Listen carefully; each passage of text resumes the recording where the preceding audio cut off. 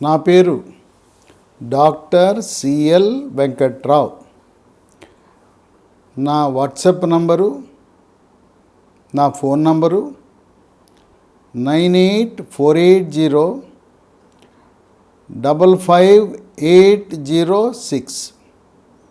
నా phone number, WhatsApp number 9848555806.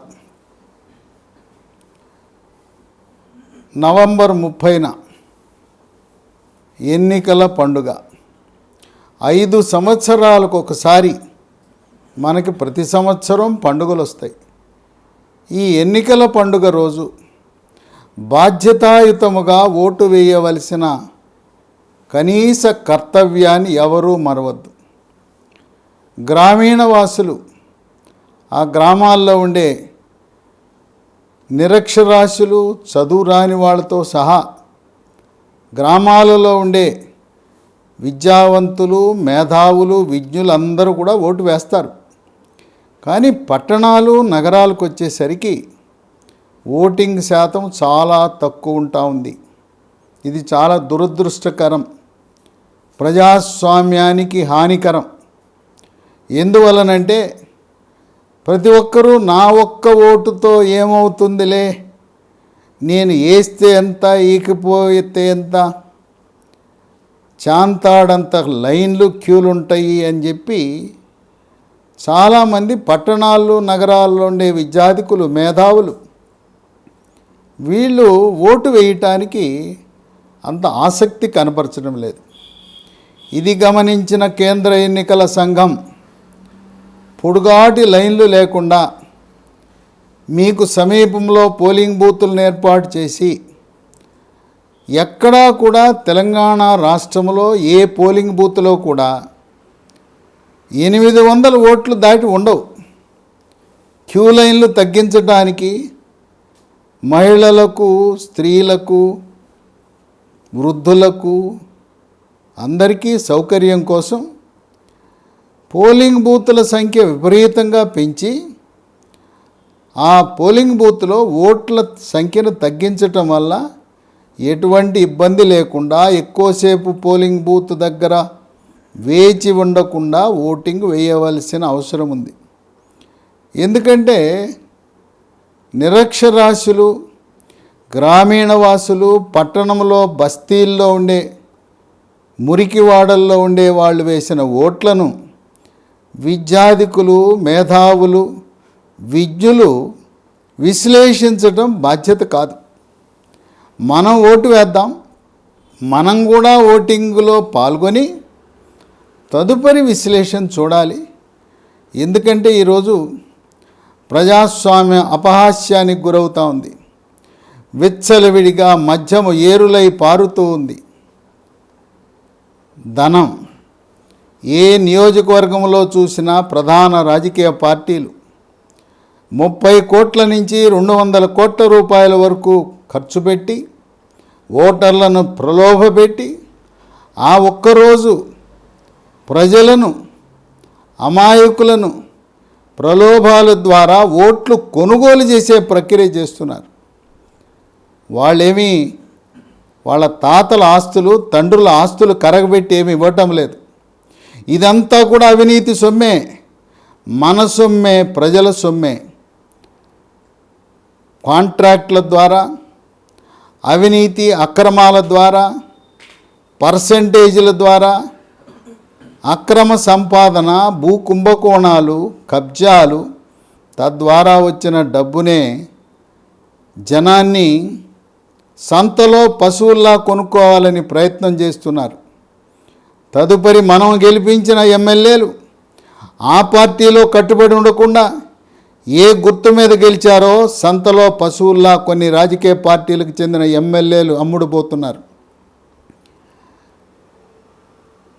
Babasaheb Ambedkar ఆయన రచించిన రాజ్యాంగం సమాన హక్కుల కోసం నిష్పక్షపాతంగా ఎటువంటి ప్రలోభాలకు గురి కాకుండా ఓటు హక్కుని వినియోగించుకుని ప్రజల కొరకు, ప్రజల చేత, ప్రజల యొక్క అనే ప్రజాస్వామ్య విలువలకు కట్టుబడి ఉండాలని ఆయన రచించిన రాజ్యాంగాన్ని కూడా ఈరోజు ప్రధాన రాజకీయ పార్టీలు అపహాస్యం చేస్తున్నాయి.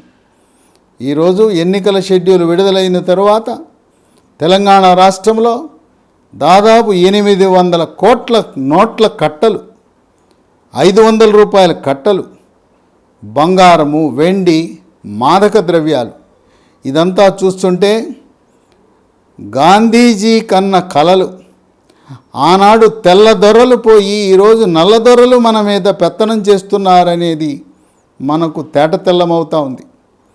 ఈనాడు ప్రజాప్రతినిధి అవ్వాలంటే కేవలం కోట్లున్న వాళ్ళు అవినీతి, అక్రమ, అరాచకాల ద్వారా డబ్బున్నవాడికే రాజ్యాధికారము, డబ్బున్నవాడే ప్రజాప్రతినిధిగా అయింది.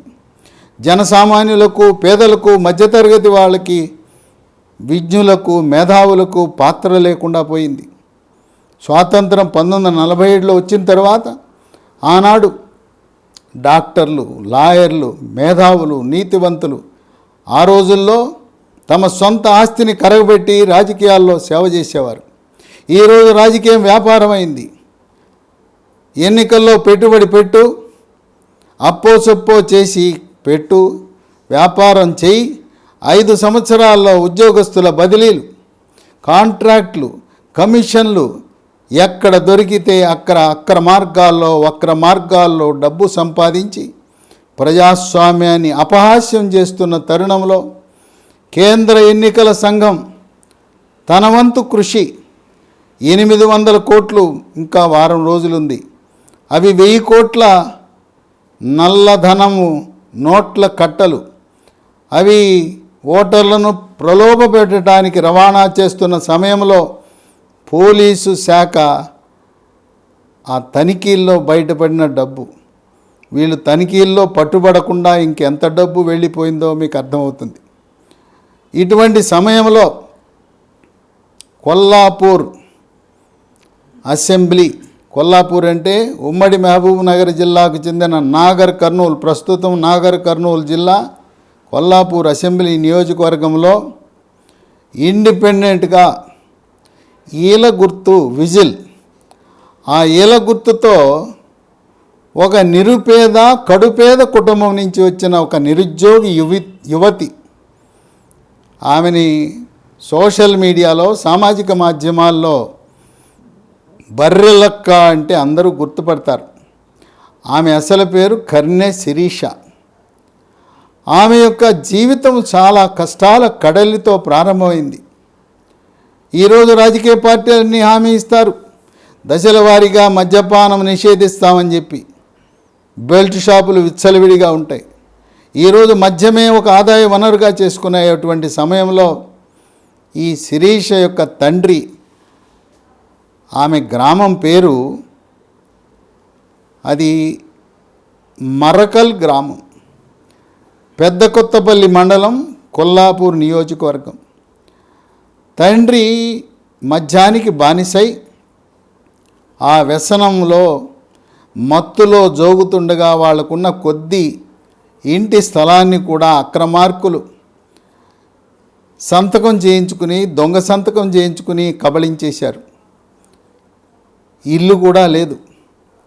ఈ మద్యంకి అలవాటై తండ్రి కూడా అక్రమ సంబంధంతో వివాహితైన మహిళతో కుటుంబాన్ని విడిచి నట్టేడ ముంచి వెళ్ళిపోయాడు తండ్రి. ఎక్కడున్నాడో కూడా తెలియదు ఈ అమ్మాయి బర్రెలెక్క తండ్రి.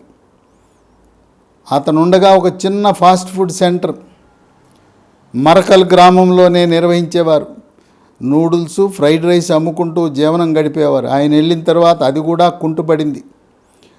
తల్లికి అనారోగ్యం, తల్లికి ఆస్తమా. ఈ బర్రెలక్కకి 2 తమ్ముళ్ళు ఉన్నారు. పెద్ద తమ్ముడు, వాడికి కూడా తల్లి నుంచి జన్యుపరంగా వచ్చిన ఆస్తమా, ఉబ్బసం. ఇంట్లోనే 2 రోగులు. మందులు కొనుక్కోవడానికి కూడా డబ్బులు లేని దుస్థితి. పెద్ద తమ్ముడు డిగ్రీ పాస్ అయ్యాడు, రెండవ తమ్ముడు ఇంటర్మీడియట్ పూర్తి చేసి డిగ్రీలో చేరాడు. వీళ్ళ యొక్క బతుకు చాలా దయనీయమైనది. పస్తులు ఎన్ని ఆకలితో తినడానికి తిండి లేక ఆత్మగౌరవాన్ని చంపుకోలేక అనేక రోజులు అన్నం లేకుండా కూడా ఉన్నారు. తల్లి పిల్లల యొక్క ఆకలి మంటలను గమనించి కొన్ని సందర్భాలలో డస్ట్బిన్లో పడి ఉన్న ధనిక వర్గాలు పారవేసిన ఆహార వ్యర్థాలు, అన్నము కూరల్ని వాటిని శుభ్రం చేసి, సాధారణంగా డస్ట్బిన్లో మనం వేసిన అన్నము కానీ కూరలు కానీ పందులు పెంచుకునే వాళ్ళు తీసుకువెళ్ళి పందులకు వేస్తారు. అటువంటి ఆహారాన్ని కూడా తెచ్చి శుభ్రపరిచి పిల్లలకి కడుపు నింపిన మహనీయురాలు ఆ తల్లి. మగడు వదిలి వెళ్ళిపోయినా, అడ్రస్ కనపడకపోయినా, ఎక్కడున్నాడో తెలవడు ఆ మహానుభావుడు.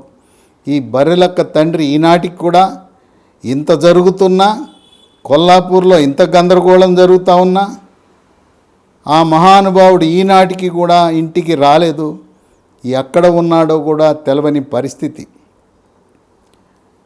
ఈ బర్రెలక్క శిరీష ఆమె డిగ్రీ పూర్తి చేసింది. అబ్బా, తెలంగాణ రాష్ట్రం ఏర్పడింది, మన బతుకులు బాగుపడతాయని భావించారు కాకతీయ ఉస్మానియా యూనివర్సిటీ విద్యార్థులు. ఈ రోజున తెలంగాణ రాష్ట్రం ఏర్పడిందంటే 1400 మంది, ముఖ్యంగా అధిక శాతము విద్యార్థుల ఆత్మ బలిదానాలపై ఈనాడు మన తెలంగాణ రాష్ట్రం ఏర్పడింది.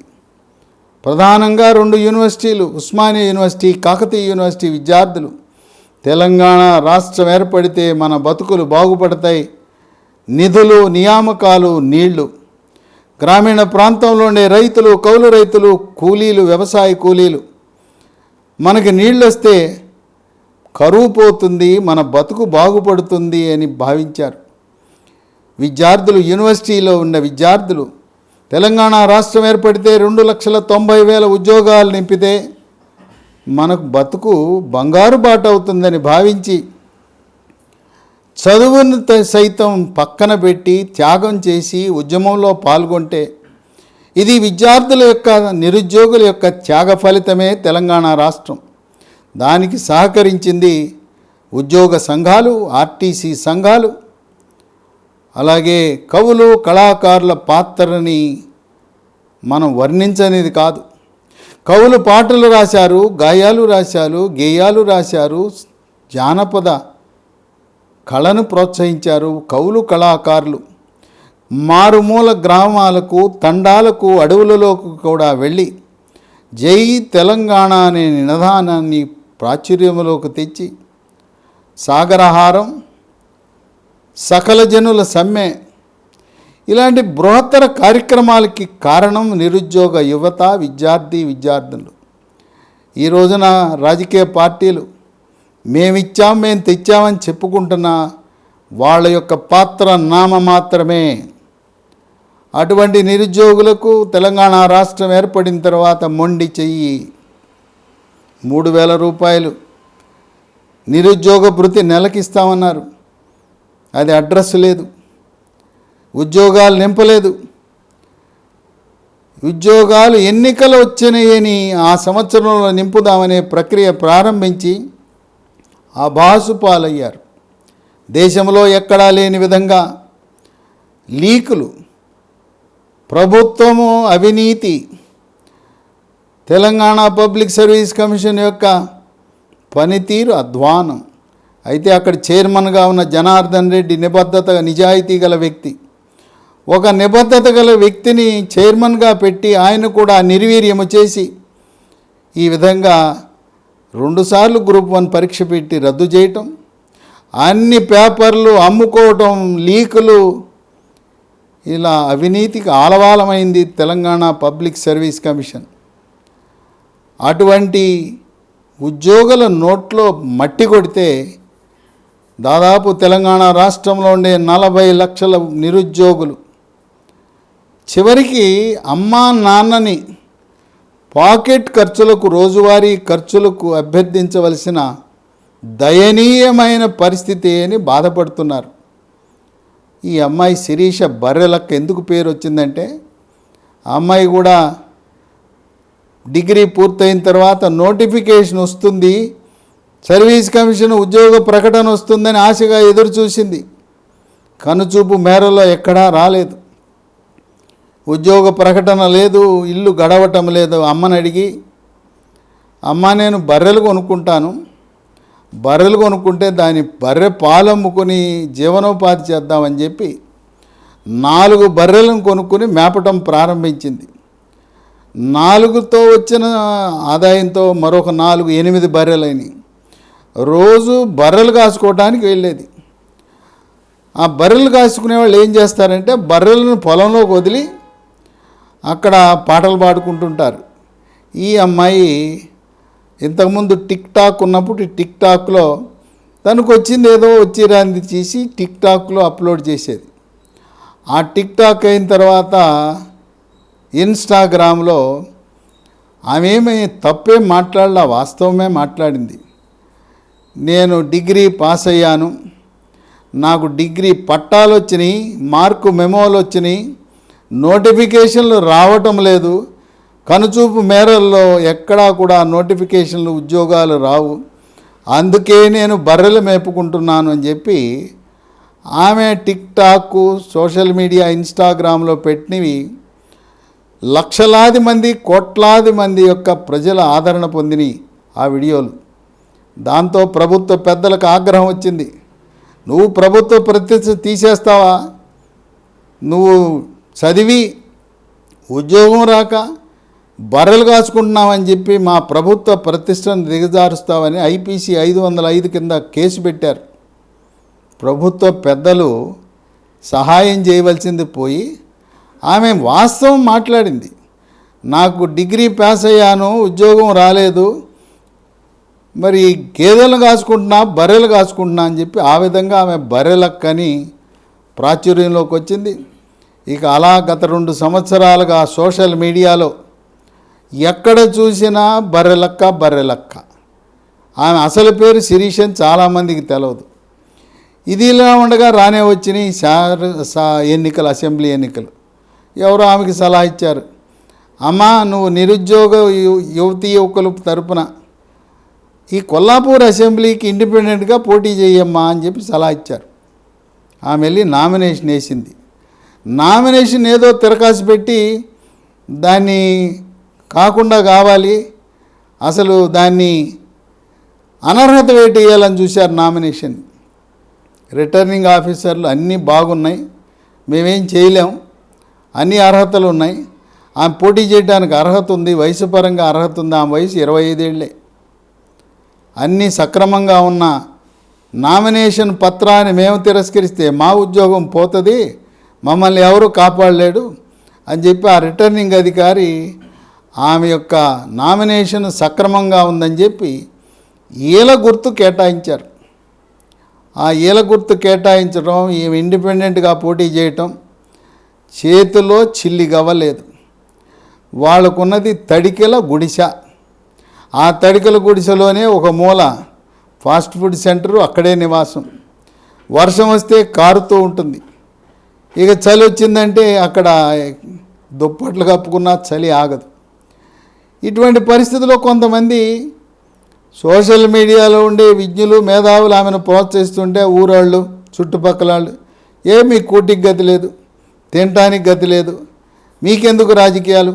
రాజకీయాలంటే కోటీశ్వర్లకి, పెద్ద పెద్ద కులాలకి, అవి దొరలకు, రెడ్లకు, డబ్బు బాగా కోట్లు కోట్లు 100 కోట్లు ఉన్న వాళ్ళకే రాజకీయం, నువ్వు తినడానికి తిండి లేదు, నీకెందుకు అని చెప్పి ఆమెను కొంతవరకు నిరుత్సాహపరచడానికి ప్రయత్నం చేశారు.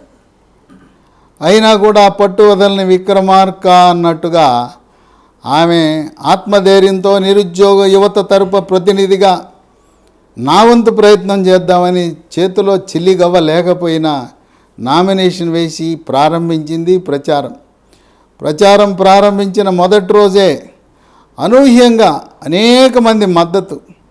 ఈరోజు కొల్లాపూర్లో ప్రధాన పార్టీలు ప్రచారానికి వస్తే స్త్రీకి 500 రూపాయలు ఇస్తున్నారు, మగవాడు ప్రచారానికి వస్తే జెండా పట్టుకుంటే 1000 రూపాయలు ఇస్తున్నారు. పని అయిపోయిన తర్వాత బీర్లు, బిర్యానీలు.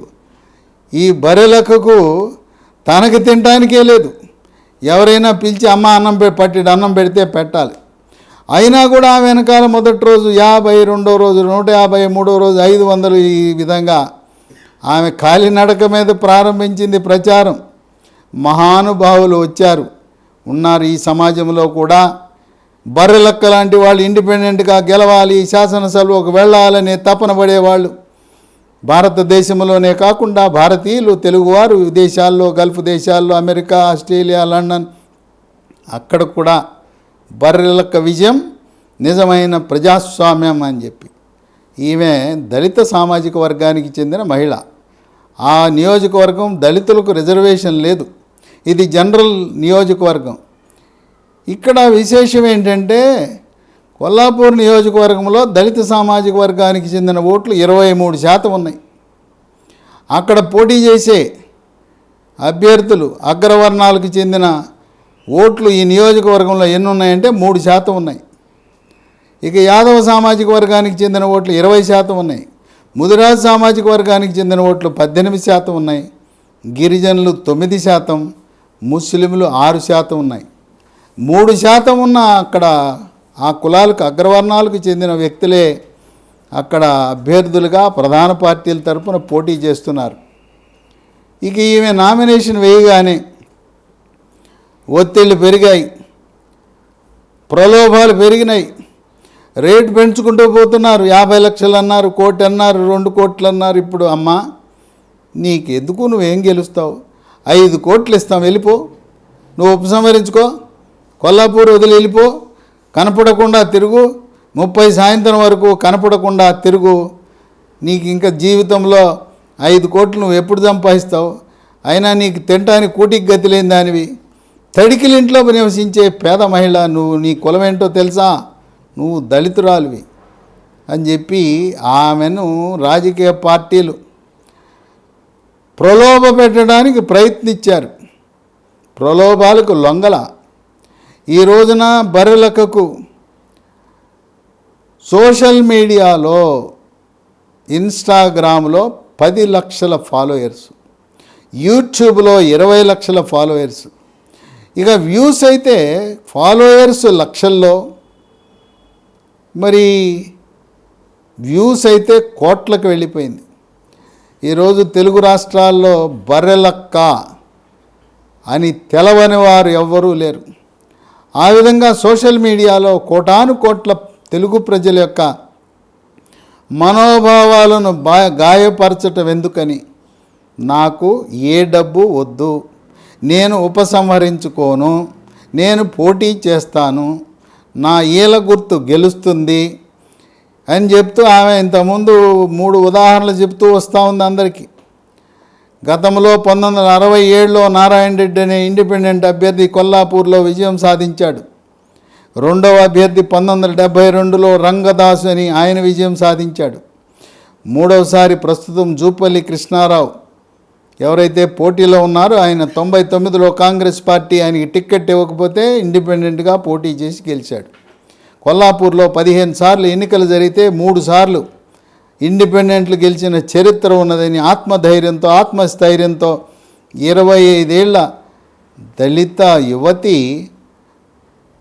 ఎంతో త్యాగం చేసి, నేను నిరుద్యోగ యువకుల తరపున పోరాడుతున్నాను, నేను గెలిచి శాసనసభకు వెళితే ఆ నిరుద్యోగుల యొక్క ప్రయోజనాలు కాపాడటానికి ఏమాత్రం వెనుకంజ వేయను, మీకోసం నేను పోరాటం చేస్తాననే దృఢ సంకల్పంతో ముందుకు సాగితే ఆమె ఇంటికి రౌడీలు కొడతాం, చంపుతాం, ఉపసంహరించుకో, వెళ్ళిపో, డబ్బు తీసుకో, నువ్వు ప్రచారం చేయటానికి వీల్లేదు. ముందు ప్రచారం చేయటానికి కూడా ప్రభుత్వ అధికారులు అనుమతి ఇవ్వటానికి వెనుకంజ వేశారు. తప్పనిసరి పరిస్థితుల్లో పోలీసు, రెవెన్యూ యంత్రాంగము, ఎన్నికల నిర్వహణ అధికారులు ఆమె ప్రచారానికి అనుమతిస్తే ఈరోజు రోజు రోజుకి ఆమెకి పెరుగుతున్న పాపులారిటీ, ప్రజల్లో ఆమెకి పెరుగుతున్న ఆ మాట ఒక నోటి నుంచి మరొక నోటికి సోషల్ మీడియాలో ఎన్ని వీడియోలు, ఇప్పుడు 300 వీడియోలు వచ్చినాయి. నేను నిన్న ఒక వీడియో చేసి పెడితే 12 గంటల కాల వ్యవధిలో 10 లక్షల మంది చూశారు. నేను ఈమె కష్టాల్లో ఉంది, మనం ఆర్థిక సహాయం చేద్దాం, నా వంతు కృషిగా నేను 10,000 ఇస్తున్నాను, రోజుకు 1000 రూపాయలు చొప్పున బ్యాంక్ అకౌంట్లో వేస్తాను, నేను మీరు కూడా మీ వంతు ఆర్థిక సహాయం చేయమని యూట్యూబ్ ఛానల్ ద్వారా విజ్ఞప్తి చేస్తే అనేక మంది ప్రయత్నం చేశారు పంపటానికి. నేను 20వ తారీఖున 1000 రూపాయలు పంపించాను ఒక ఫోన్ నంబర్కి. ఆమె ఫోన్ నంబరే, Shirish phone number, WhatsApp number, Google Pay, PhonePe. ఆ నంబర్ ఏదంటే 9390843903 9398433903. వీళ్ళు ప్రధాన రాజకీయ పార్టీలకు చెందిన వాళ్ళు కుట్రపూరితంగా శిరీషకు ఉండే ఫోన్పే, గూగుల్ పే ఆ అకౌంట్ని బ్లాక్ చేశారు. మనం పంపడానికి ప్రయత్నం చేస్తే ఏమని వస్తుంది, ఇప్పటికే మీరు 5 సార్లు లావాదేవీలు ముగించిన కారణం వల్ల ఈరోజు మీరు పంపటానికి వీలు లేదని మెసేజ్ వచ్చేలా పెట్టారు. చూశారా కుట్ర? కనుక ఆమె మన విరాళాలు వెళ్లకుండా చేశారు. అయితే ఆమె సహచరుడు, ఆమె అభిమాని వెంకటేష్ అని ఉన్నాడు. ఆయన ఫోన్ నంబరు 9177300601 9177300601. నేను ప్రతిరోజు 1000 రూపాయలు పంపాలి. 20వ తారీఖున 21 శిరీష యొక్క నంబరు 9390843903 బ్లాకు వెళ్ళటంలా. నా డబ్బు ఎంత ప్రయత్నం చేసినా నేను అసలు 5 సార్లు ట్రాన్సాక్షన్ లావాదేవీ చేయకపోయినా అదే వస్తూ ఉంది మెసేజ్.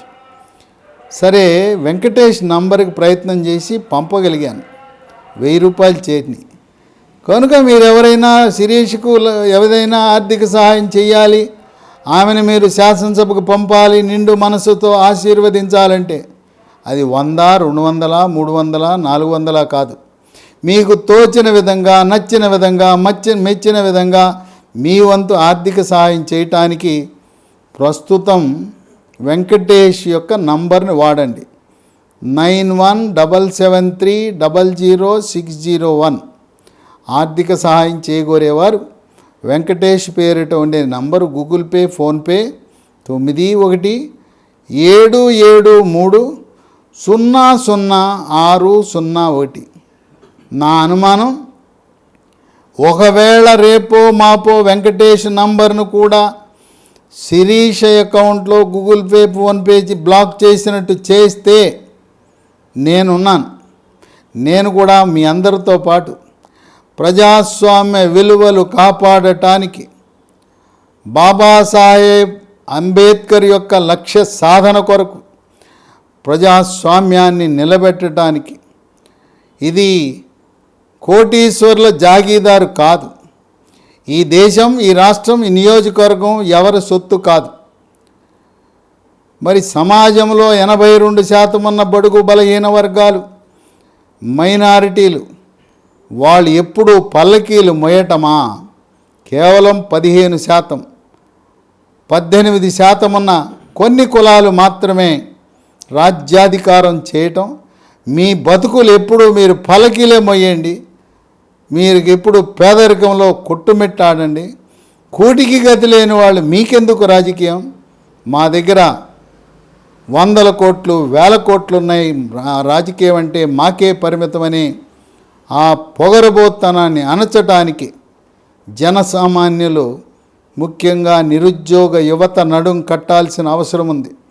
ఈనాడు పెద్ద ఎత్తున వివిధ జిల్లాల నుంచి వరంగల్, ఖమ్మం, హైదరాబాద్, ఆంధ్రప్రదేశ్ నుంచి కూడా యువతీ యువకులు వచ్చి ఈ రోజున శిరీష కోసం ప్రచారం చేయటం చాలా అభినందనీయం. వాళ్ళందరినీ కూడా హృదయపూర్వకంగా అభినందిస్తున్నాను. ఒకవేళ వెంకటేష్ ఫోన్ నంబర్కి వాళ్ళు మళ్ళీ కుట్రపూరితంగా బ్లాక్ చేస్తే నేనుండాను. నా ఫోన్ నంబరు పంపండి. నా ఫోన్ నంబరు పంపితే అది 30వ తారీఖు లోపలే ఆమెకు ఉపయోగపడేలా నేను మీరు పంపిన విరాళాన్ని ఆమెకు అందేలా నేను ఏర్పాటు చేస్తాను. నాకు స్నేహితులు ఉన్నారు, నేను డాక్టర్ని, నాకు తెలిసిన రోగులు ఉన్నారు, మా డాక్టర్లు మా సహచరులు ఉన్నారు, సీనియర్లు ఉన్నారు, జూనియర్లు ఉన్నారు. వాళ్ళ ద్వారా మీరు పంపించిన ప్రతి ఒక్క రూపాయి ఆమెకు చేరుస్తాం. ఎన్నిక అయిపోయిన తర్వాత ఈ బర్రెలక్క శిరీష మీకు ఫోన్ చేసి ధన్యవాదాలు తెలియజేస్తుంది. మొత్తం వచ్చిన విరాళాలన్నీ కూడా ఒక జాబితా తయారు చేసి ఎంత వచ్చింది, ఎంత ఖర్చు పెట్టాం, ఏ విధంగా ఖర్చు పెట్టాం, మనకు వచ్చిన విరాళాలు ఖర్చు అనే స్టేట్మెంట్ కూడా మీ వాట్సాప్ పంపిస్తాం. నాకు పంపించిన మీ విరాళపు మొత్తం నా దగ్గరకు వచ్చిన దాన్ని స్టేట్మెంట్ మీకు పంపిస్తాను. శిరీష్ కూడా స్టేట్మెంట్ పంపడమే కాదు, ప్రతి ఒక్కరికి ఆమె పాద నమస్కారాలు చేయటమే కాక మీకు ఫోన్ చేసి కృతజ్ఞతలు తెలియజేస్తుంది. కనుక వెంకటేష్ ఫోన్ నంబర్కి మీ ఆర్థిక సహాయం వెళ్లకుండా కుట్రలు జరిగితే నా నంబర్ ఇస్తున్నాను, నాకు పంపండి.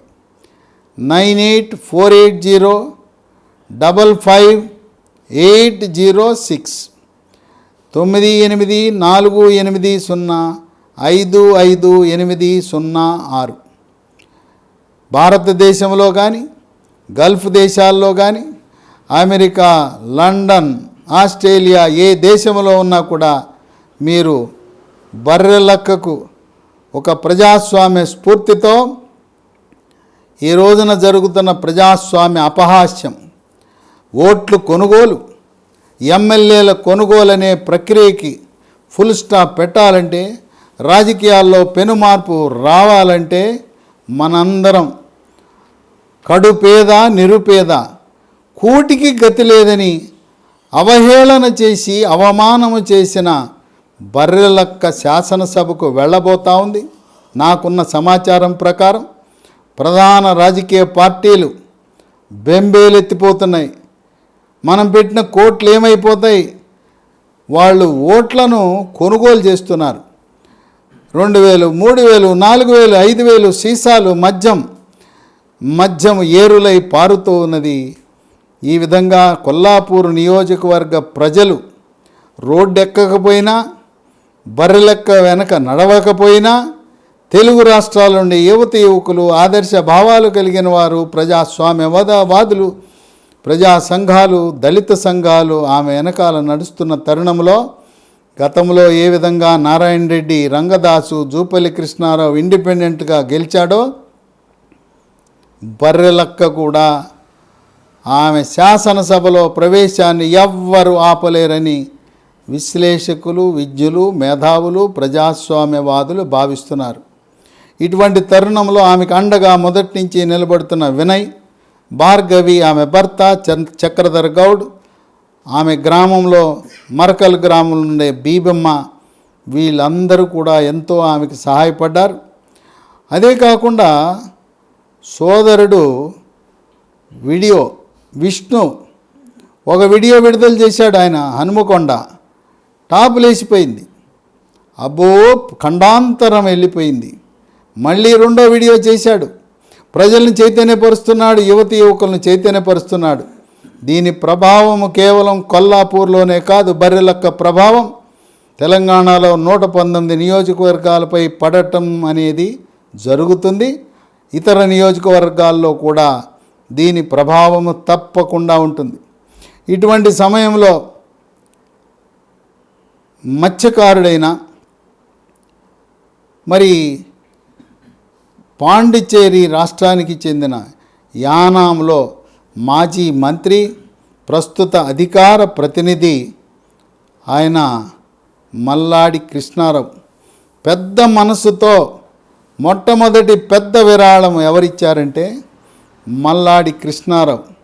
ఆయన కూడా పేదరికంలో పుట్టి చేపల వేటలో ఉండి రాజకీయాల్లో ఎదిగి ఇంతటి వాడినయ్యానని చెప్పి ఆయన ప్రోత్సహించడం అనేది ఆనందదాయకం, అభినందదాయకం. ఆయన బాటలోనే బిషప్ దాసన్న, ఆయన అంతర్జాతీయ దాసన్న ఫౌండేషన్ వ్యవస్థాపకులుగా ఉంటూ ఆయన బృందంతో అక్కడికి వెళ్ళి ఆయన ఏకంగా ఒక 10,000 ఈలలు కొనుక్కు వెళ్ళాడు. ఈ పంపిణీ చేయమ్మా అన్నాడు. అక్కడ ఈలలేసి అక్కడ ఉపన్యాసం చెప్పాడు. బిషప్ దాసన్న పెద్ద మనసుతో ఒక వాహనాన్ని నీ ఎన్నికల ప్రచారం పూర్తయ్యే వరకు కూడా ఉపయోగించుకోమ్మా అని చెప్పి ఒక వాహనాన్ని కూడా ఆయన ఇవ్వటం, ఆయన యొక్క సహాయ సహకారాలు అందించడం జరిగింది. ఇటువంటి తరుణంలో మాదిగ రిజర్వేషన్ పోరాట సమితి MRPS కృష్ణ మాదిగ రంగంలో దిగవలసిన అవసరం ఉంది. అట్లాగే Madiga student federation, Madiga employees federation, Mala Mahanadu, Ambedkar సంక్షేమ సమితులు అందరూ కూడా దిగి మన దళిత బిడ్డ ధైర్యంగా పోరాడుతుంది, సామాజిక న్యాయం కోసం పోరాడుతుంది. బాబాసాహెబ్ అంబేద్కర్ ఏం చెప్పాడు? సమీకరించు, బోధించు, పోరాడితే పోయేదేమీ లేదు, సంఖ్యలను తెంచుకుని పోరాటం చేయమని ఆయన స్ఫూర్తిదాయకంగా ఈరోజు యువతకి నిలిచాడు. ఆ మహనీయుడు అంబేద్కర్ స్ఫూర్తితో ఈ రోజున సామాజిక న్యాయం కోసం ప్రతి ఒక్కరూ బర్రెలక్కకు సహాయం చేయవలసిన అవసరం ఎంతైనా ఉన్నదని గమనించండి. కేవలం కోటీశ్వరులకే కాదు రాజకీయం, ఇది ప్రజాస్వామ్యంలో పేదలు, నిరుపేదలు, రిటైర్డ్ ఉద్యోగులు, సాదాసీదా వ్యక్తులు కూడా చట్టసభల్లోకి వెళ్ళాలి. శాసనసభలోకి, లోక్సభలోకి, రాజ్యసభ, శాసన మండలికి వెళ్ళినప్పుడే నిజమైన ప్రజాస్వామ్యం ప్రజ్వరిల్లుతుంది. కేవలం తెల్లదొరలు వెళ్ళి ఈరోజు నల్లదొరలు వచ్చారు. అంతేకాకుండా 1947లో ఆనాటి రజాకారుల ఉద్యమం అందరికీ తెలిసిందే. ఆనాటి నిజాం పాలన పోయి ఈరోజు నయా నిజాం పాలన వచ్చిందని నియంతృత్వ పోకడ తెలంగాణ రాష్ట్రం కేవలం భౌతిక తెలంగాణ వచ్చింది కానీ సామాజిక తెలంగాణ రాలేదు. నీళ్లు, నిధులు, నియామకాలు అనేది ఎక్కడ అడ్రస్సే లేదు. ఇటువంటి సందర్భంలో రఫీ అనే మహానుభావుడు, ఆయన ఉద్యమకారుడు, తెలంగాణ కోసం పరితపించాడు. అటువంటి వ్యక్తి ఒక సినిమా నిర్మిస్తున్నాడు, నెరవేరిన కళ. ఆయన ఈ బరిలక్క గురించి తెలుసుకుని అక్కడికి వెళ్ళాడు. కొల్లాపూర్ వెళ్ళి ఆమెను కలిసి, అమ్మా నీవు ఏ స్ఫూర్తితో పోరాటం చేస్తున్నావు అదే స్ఫూర్తి కలిగిన సినిమాని నేను నిర్మిస్తున్నాను. నా కళ కూడా ఈ ఏర్పడిన నూతన తెలంగాణ రాష్ట్రం ప్రజా తెలంగాణ కావాలి, కొన్ని కులాలకు మాత్రమే పరిమితం కాదు. నా నెరవేరిన కళ సినిమాలో నిన్ను పెట్టుకుని నీతో నటింపజేసి ఈ నెరవేరిన కళ నిజమైన ప్రజాస్వామ్యం ప్రజ్వరిల్లాలంటే నువ్వు కొల్లాపూర్ నుంచి శాసనసభ్యురాలుగా గెలిచి శాసనసభలో అడుగుపెట్టి నిరుద్యోగ యువతకు ప్రతిబింబంగా నువ్వు నిలవాలి. విద్య, వైద్యానికి కొల్లాపూర్ బాగా వెనకబడి ఉంది. కళాశాలలు లేవు, స్కూళ్ళు లేవు, హాస్పిటల్ లేవు. అంతేకాకుండా అక్కడ ఉపాధి కరువు. ఆమె ఎమ్మెల్యే అయితే విద్య, వైద్యం, పారిశ్రామీకరణ, స్వయం ఉపాధి ఈ రంగాల మీద దృష్టి సారించి మౌలిక సదుపాయాలు, రోడ్లు, తాగునీరు వీటన్నిటిపై దృష్టి సారిస్తానని ఆమె ప్రజల్లో ప్రచారం చేస్తూ ముందుకు సాగుతూ ఉన్నది. రఫీ సినిమా అవకాశం కూడా ఇస్తానన్నాడు బర్రెలక్కకి. అంటే ఇది అయిపోయిన తర్వాత ఎమ్మెల్యేగా ఆమె సినిమాలో నటించే అవకాశం వస్తుంది. ఇంతకుముందు ఆమె షార్ట్ ఫిల్మ్ చేసింది. వాడు ఆ షార్ట్ ఫిల్మ్ నిర్మాత మోసం చేశాడు. ఈమెకి ఏమీ ఇవ్వకుండా ఈమెతో నటింపజేసుకుని వెళ్ళిపోయాడు. అనేక వ్యాపార ప్రమోషన్లు చేసిన తులమో పొలమో 300, 400 చేతిలో పెట్టి వెళ్ళిపోతూ ఉండేవారు. బర్రెలక్కి మహేష్ బాబు అంటే చాలా ఇష్టం కనుక ఏదో ఒకరోజు మహేష్ బాబుని కలవాలనే సంకల్పం. తప్పకుండా ఆమె శాసనసభ సభ్యురాలుగా ఎన్నికైన తర్వాత మహేష్ బాబు ఆహ్వానించి ఆమెను ఆదరించి ఆమె కోరికను నెరవేరుస్తారు. అట్లాగే ఈనాడు వాళ్ళు జబర్దస్త్ అనే ఒక కార్యక్రమాన్ని నిర్వహిస్తారు. దాంట్లో నటించాలని ప్రయత్నించింది, అవకాశం దొరకలేదు. కనుక ఆమె యువకుల నిరుద్యోగ యువకుల తరపున పోరాటం చేస్తూ మరి చలనచిత్ర రంగంపై కూడా ఆమె కొంత ఆసక్తి ఉన్నది. అవకాశం వస్తే బుల్లి తెర మీదే కాకుండా పెద్ద తెర మీద కూడా నటించాలనే ఆలోచన ఉన్నది. ఇలాంటి వాళ్ళను ప్రధానమంత్రి మోదీ దృష్టికి వస్తే ఆయనే పిలిచి ఢిల్లీకి ఆహ్వానించి భోజనం పెట్టి, ఏ విధంగా మొన్న హైదరాబాద్ నగరం సికింద్రాబాద్ పెరేడ్ గ్రౌండ్లో మందకృష్ణ మాదిగ ఎంఆర్పిఎస్ ప్రతినిధిని హక్కున చేర్చుకుని ఆయనతో భావోద్వేగానికి గురైన ప్రధానమంత్రి బర్రెలక్కని ఆహ్వానించే సమయం త్వరలో ఉంది. అంతేకాదు గిరిజన మహిళ ద్రౌపది ముర్ము కూడా బర్రెలక్క గురించి తెలిస్తే ఆమెని రాష్ట్రపతి భవనానికి పిలిచి ఆమెకి విందు ఏర్పాటు చేసి భోజనం కూడా పెట్టే అవకాశం ఉంది.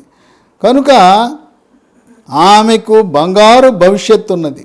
కష్టాల కడలిలో ఉన్న బర్రెలక్కకి మనందరి యొక్క సహాయ సహకారాలతో నిజమైన ప్రజాస్వామ్యం ప్రజ్వరిల్లాలంటే ఒక రోజున ప్లాట్ఫారం మీద ఛాయ్ అమ్ముకునే టీ అమ్ముకునే ఒక నరేంద్ర మోడీ అనే వ్యక్తి ఈరోజు దేశానికి ప్రధానమంత్రి అయ్యాడు. మట్టిలో నుంచి వచ్చాము, మట్టిలోకే పోతాము, ఒక్క నూలు పోగు కూడా మన వెంట రాదని చెప్పి మహనీయుడు దేశం కోసం ధర్మం కోసం ఈరోజు ప్రపంచ దేశాలు భారతదేశాన్ని చూస్తే ఎంతో కొనియాడే పరిస్థితి. అటువంటి ప్రధానమంత్రి కూడా బర్రెలక్క యొక్క ఆమె జీవిత చరిత్ర తెలిస్తే పిలిచి ఆహ్వానించి ఆమెని గౌరవించే పరిస్థితి రాబోతుంది. ఆమె గెలిచిన తర్వాత ప్రధాన రాజకీయ పార్టీలన్నీ కూడా మా పార్టీలో చేరనే తరుణం ఉంటుంది. మరికొన్ని పార్టీలు అయితే అధికారంలోకి వచ్చిన పార్టీ వాళ్ళకి మెజారిటీ ఉన్నా కూడా ఈ నిరుద్యోగ యువత 40 లక్షల మంది ఉన్నారు. వాళ్ళ కుటుంబ సభ్యులతో కలిపితే 1 కోటి ఉన్నారు. రాబోయే పార్లమెంట్ ఎన్నికలు ఏప్రిల్ మేలో జరిగే పార్లమెంటు ఎన్నికలకు కూడా ఈమె యొక్క ప్రభావం ఉంటుందని రాజకీయ పార్టీలు ఆమెను పార్టీలో చేర్చుకోవటానికి పోటీ పడతారు. గెలిచిన తర్వాత ఆమె మంత్రి అయినా కూడా ఆశ్చర్యం లేదు, క్యాబినెట్లో స్థానం లభించిన ఆశ్చర్యం లేదని విశ్లేషకులు భావిస్తున్నారు.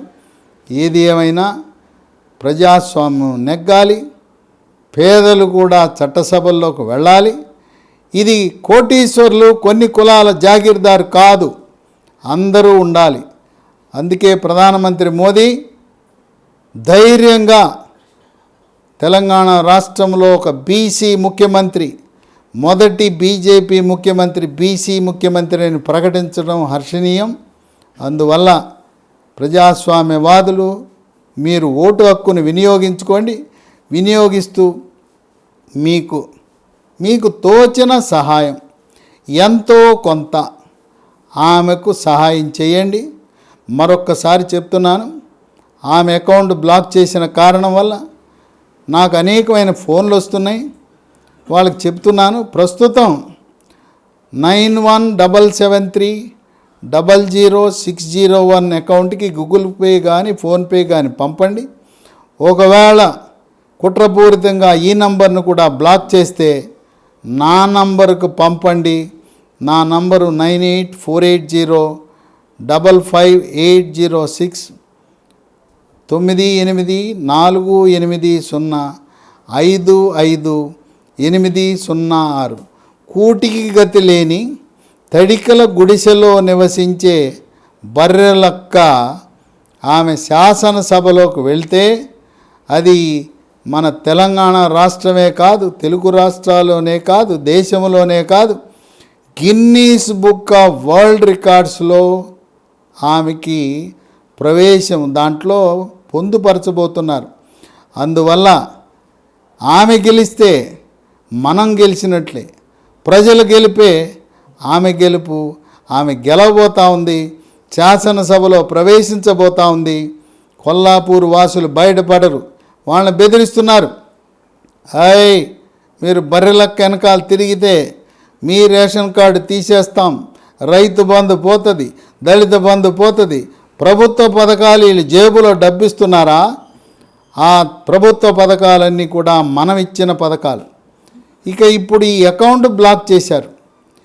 ఈ అకౌంట్ బ్లాక్ చేయడానికి కారకులు బ్యాంకు వాళ్ళు ఎందుకు బ్లాక్ చేశారనేది దీన్ని ప్రధానమంత్రి దృష్టికి, కేంద్ర ఆర్థిక శాఖ మంత్రి నిర్మలా సీతారామన్ దృష్టికి తెచ్చి రిజర్వ్ బ్యాంకు గవర్నర్ కూడా లిఖితపూర్వకంగా రాసి ఈ శిరీష బర్రెల అకౌంట్ని బ్లాక్ చేసినందుకు ఫోన్పే, గూగుల్ పే వాళ్ళపై కఠినమైన చర్యలు తీసుకునేలా, వాళ్ళను వదలకుండా వాళ్ళపై కూడా చర్యలు, వీళ్ళు ప్రధాన రాజకీయ పార్టీలతో వాళ్ళకు అండగా నిలుస్తూ ప్రజలు స్వచ్ఛందంగా ఇచ్చే విరాళాలు రాకుండా చేసిన బ్యాంకులు కూడా అవరోధంగా నిలవటం, ఈ బ్యాంకుల పట్ల ప్రజలకు విశ్వాసం ఉంది.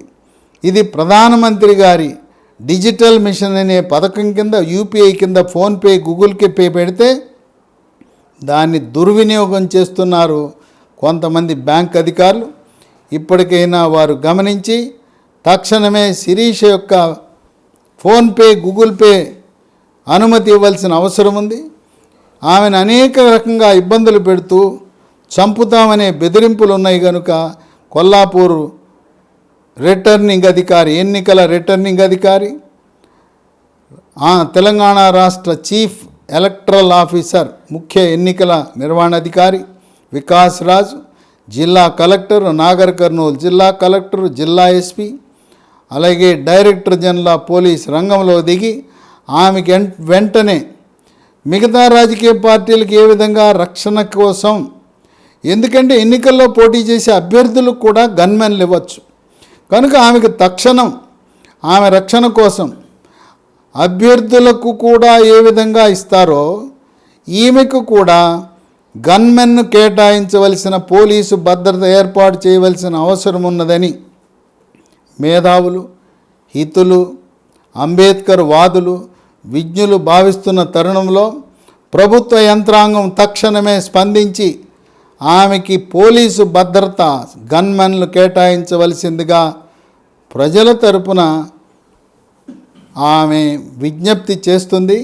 అయితే ఈమె అభ్యర్థిగా రిటర్నింగ్ అధికారికి ఒక దరఖాస్తు ఇవ్వాల్సిన అవసరం ఉంది.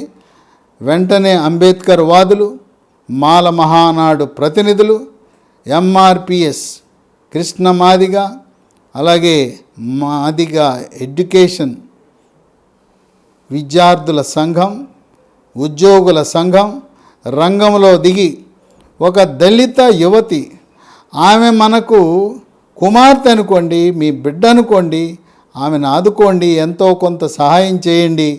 ఆమె గెలుపు కోసం మనమందరం కూడా మన వంతు సహాయం, ఆమెకి చేసిన సహాయం వల్ల మనకు పోయేదేమీ లేదు. ఆమె గెలిస్తే ఇది మన విజయంగా భావిస్తాం. తప్పకుండా ప్రజాస్వామ్యం వర్ధిల్లాలి.